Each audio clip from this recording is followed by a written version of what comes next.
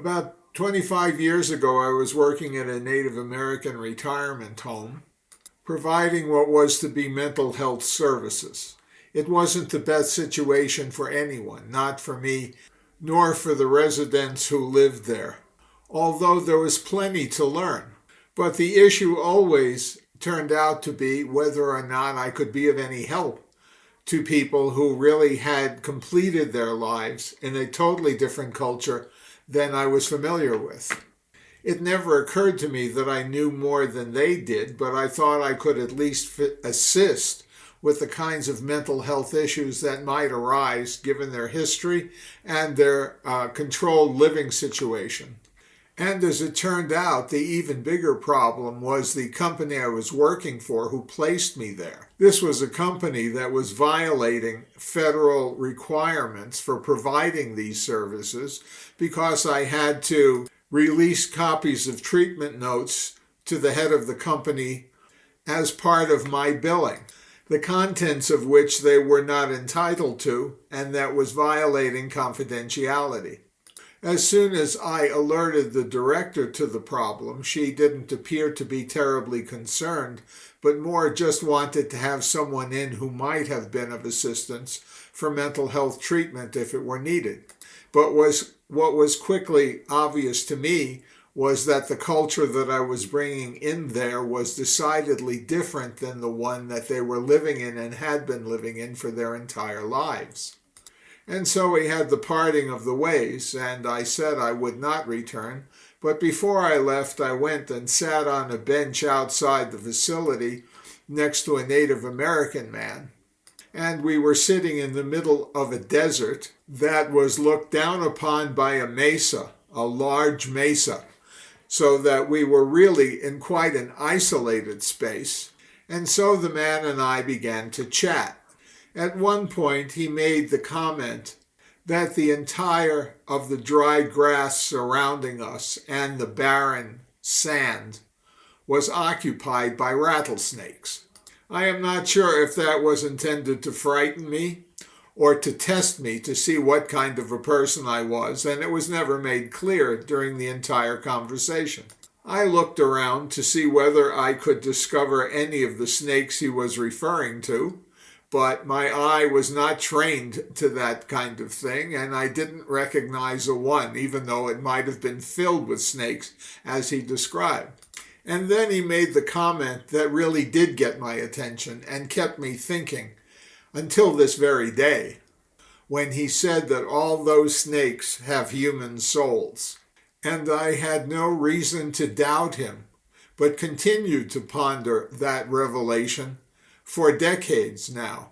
Now here it is, all these decades later, and I am thinking, what is psych survivalism? Let me return to this Native American's point and say it's the ability to live in your own skin. That is, until it is time to slough it off the way a lizard or a snake might. And still years later, I walked out my front door in flip-flops to check something in the yard, although I can't remember what it was, and I was about to put my foot down when I hesitated with my right foot above the ground. Looking down, I saw that I almost stepped on a bull snake, a snake that was about as large as a full-grown rattlesnake, was almost as colorful, but that did not have a rattle.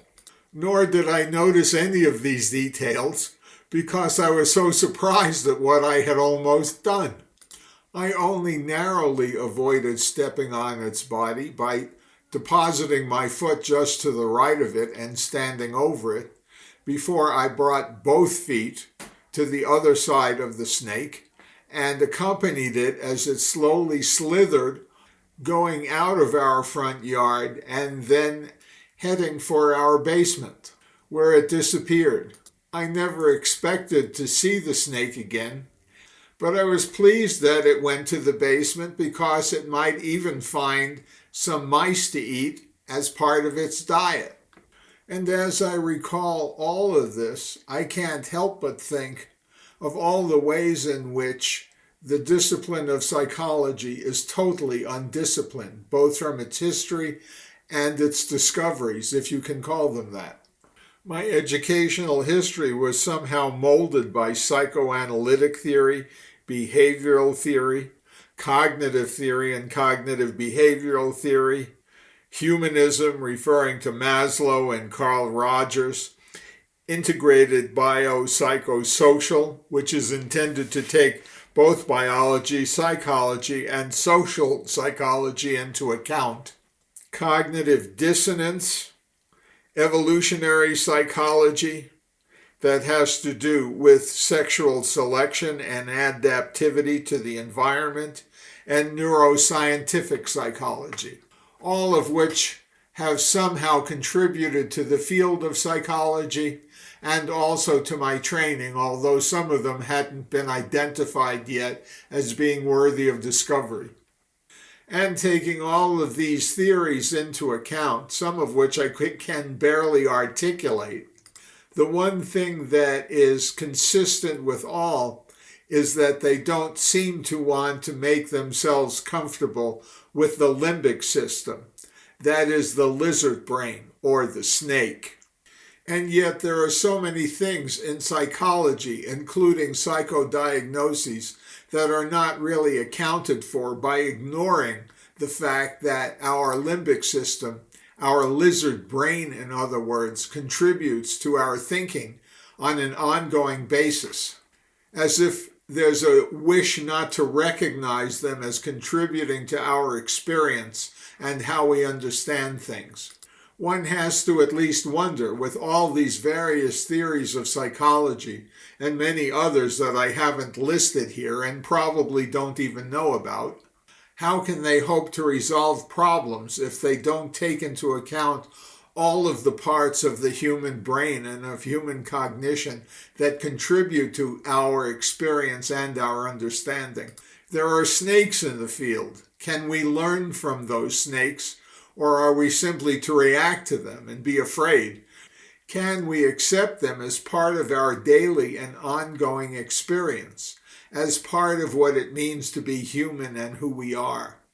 Even as I consider all of this, all of the thoughts that I have had leading up to this recording, I realized that I wrote a novel about this very thing, entitled Spiders Kill Their Young, subtitle A Feast of Tears. It is the story of a psychologist who is having extreme difficulty living in his own skin, the very problem that I introduce as the basis of psych survivalism. Perhaps it is from my own unconscious that I created a main character who survived the fire and whose skin is damaged, much the way a snake's is before it sloughs it off. Also similar to a snake, it finds places to hide in order to avoid those species that might kill it and be closer to those that it can survive on. In this case, my character, Ephraim Liggett, was living in the forensic unit of a state hospital in Washington State. How do you slough your skin if you're a human being who has been damaged? How do you reinvent your life? This novel addresses that very issue as we follow this psychologist who is increasingly cornered in his hole in the forensic unit of a hospital, buried away, until he has to confront himself and confront his antagonist, a woman who murdered her son, and who may be so manipulative as to convince him that she is someone else entirely other than the person sitting in front of him. Is she manipulative or is she not? And as readers, as well as writers, are we intended to somehow figure out and find our way out of the problems that we are confronted with on a daily basis? But please take a minute. Is this to be done through psychoanalysis or cognitive behavioral therapy? Can Maslow's hierarchy or Rogers' unconditional positive regard lead us out of the maze that we find ourselves in when we are confronted with problems that we are unable to solve? I would suggest that it is the snake, that is the lizard brain inside of us, the very limbic system that has some of the answers that we have been unable to recognize because we don't listen to those things, those impulses that drive us on a daily basis, that lead us into problems and out of them. And if for some reason you think that this discussion is too esoteric as to have any application at all, especially when considering someone with mental health problems, that is, our own mental health problems or someone else's, let me point out the fact that there is an entire field of psychodiagnostics from the Diagnostic and Statistical Manual of Mental Disorders that has never really been accounted for in a causal sense, and it has never been clear how to treat it. I am referring, of course, to the Axis II diagnoses, that is, the personality disorders, where we get such diagnoses as narcissistic personality disorder or the infamous borderline personality disorder, treatments of which have never been fully articulated except in the most abstract terms that most people can't quite understand or identify to use.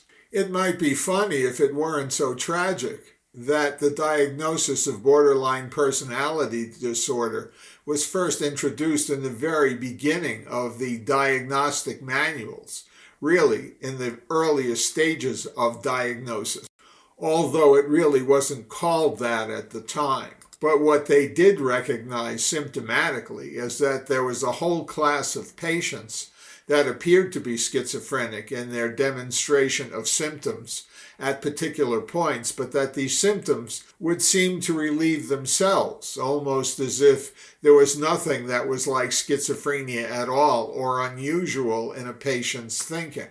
It was further underscored even later when they proved not to be responsive to medication treatments, even though that was the medication of the time. You could give someone with borderline personality disorder an antipsychotic, an early one, say, like Haldol or Thorazine, and they wouldn't respond to it except perhaps they would go to sleep. But the even greater problem, once again, was back on diagnosis and treatment, when periodically there would be a psychiatrist, someone who would be researching something like borderline personality disorder, and miraculously come up with the same false conclusion that had been previously recognized in the past. That is, that this was a specific form of bipolar disorder. With this kind of a diagnosis, it would demonstrate to all treatment providers that, yes, in fact, if you give them certain antipsychotic medications, if you could only provide the right one, that these symptoms would be alleviated.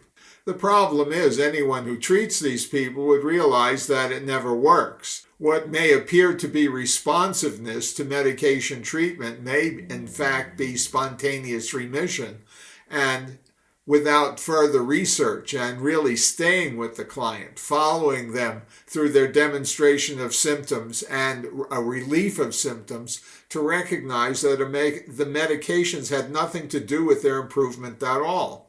And what keeps us from recognizing that the treatment for this kind of problem is not medication, and it's not cognition, and it is not behavior, and has nothing to do with psychoanalysis, but may well have to do with the part of the brain, including the mind, that goes unrecognized and that people are most afraid of.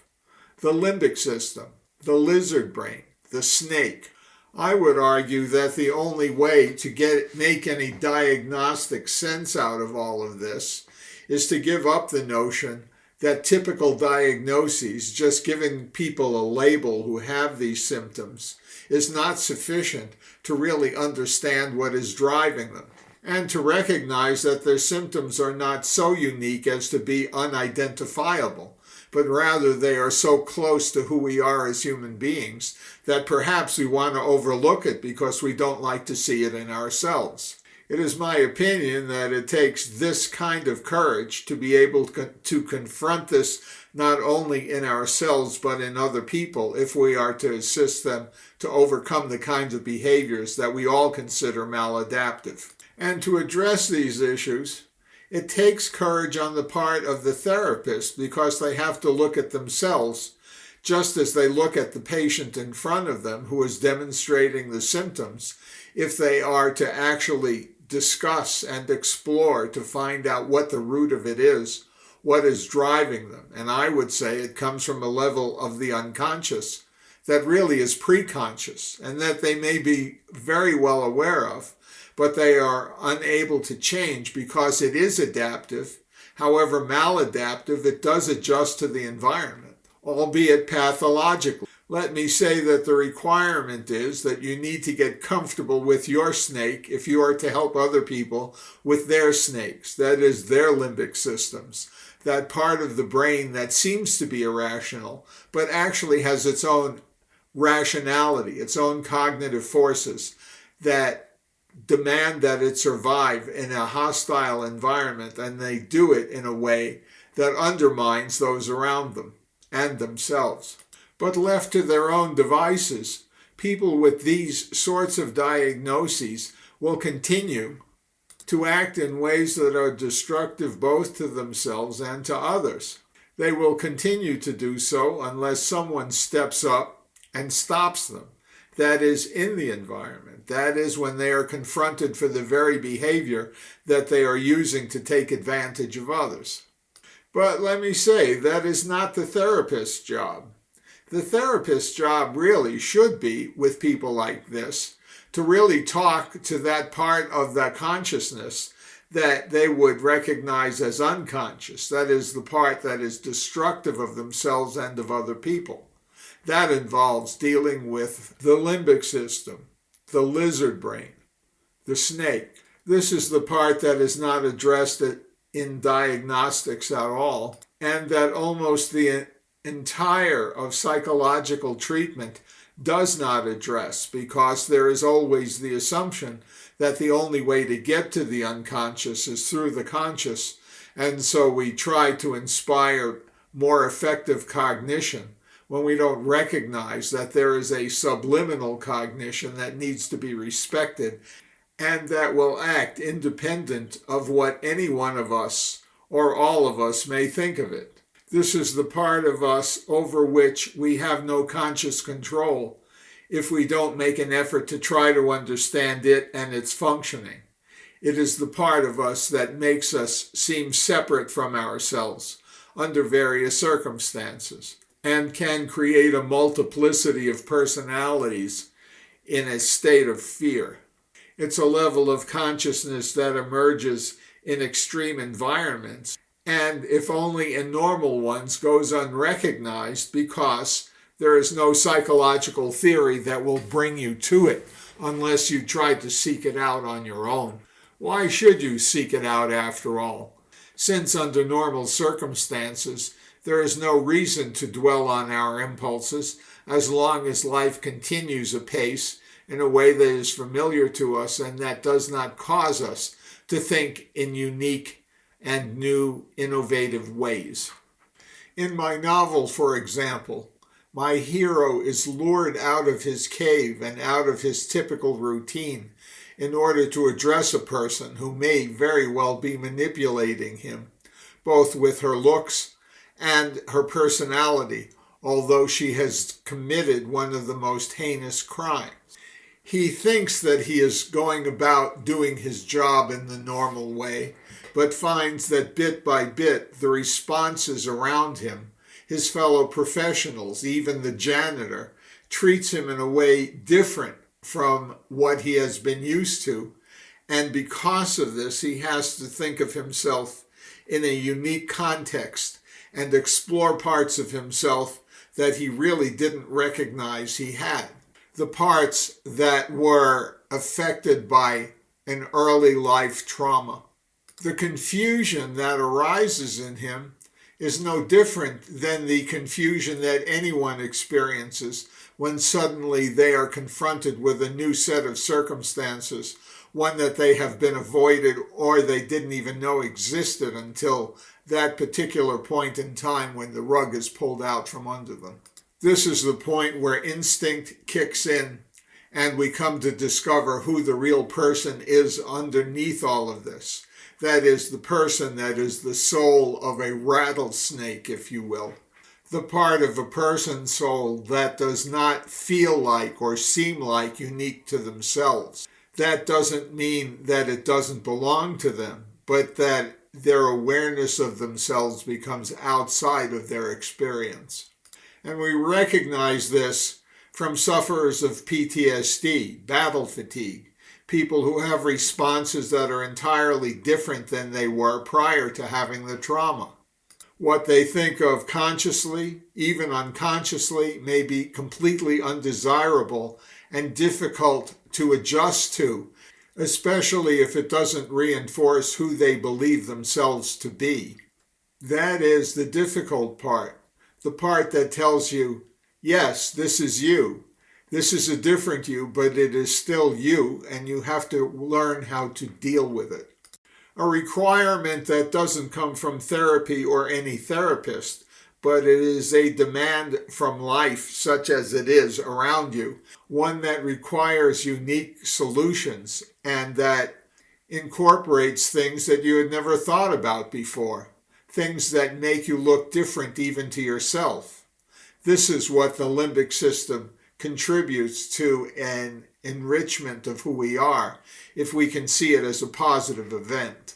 So if I have a criticism of psychiatric diagnoses and have made reference to the fact that it doesn't do well incorporating an assessment of functioning, this does not mean what I am saying about diagnosis is false, but that it is incomplete because it doesn't address the very unconscious that many psychological theories are intended to address. More than that, it is not clear how it is to be incorporated by any diagnostic system. I have also said in previous episodes that what is needed for successful diagnosis is a sense of storytelling.